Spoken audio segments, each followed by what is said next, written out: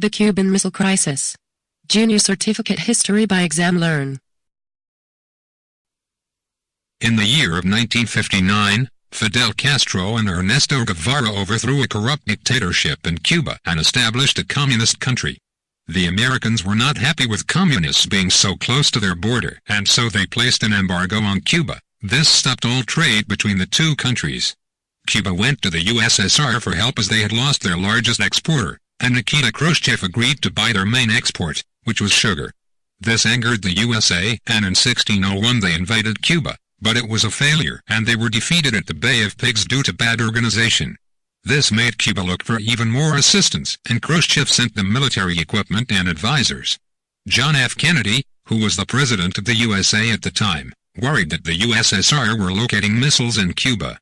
He sent U-2 spy planes over Cuba and discovered that the USSR had set up intermediate-range ballistic missiles which could hit USA in 3 minutes.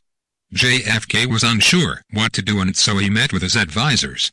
On the 22nd of October 1962, JFK asked on live television for Khrushchev to remove the missiles, or he would place a Navy blockade around Cuba.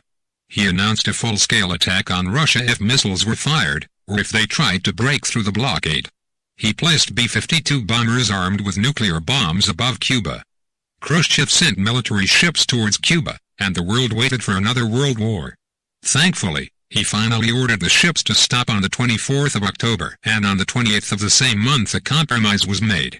USSR agreed to remove the missiles if the USA promised not to attack Cuba. The USA also secretly removed missiles from Turkey on the USSR border to prevent further conflict. There were 3 results of these events. Although there was very nearly a full-scale war, this led to improved cooperation in the future. USA and USSR created a hotline in the offices of both presidents to improve communications. And the Cuban Missile Crisis led to the introduction of the 1963 Test Ban Treaty, which banned the testing of nuclear weapons on land or at sea.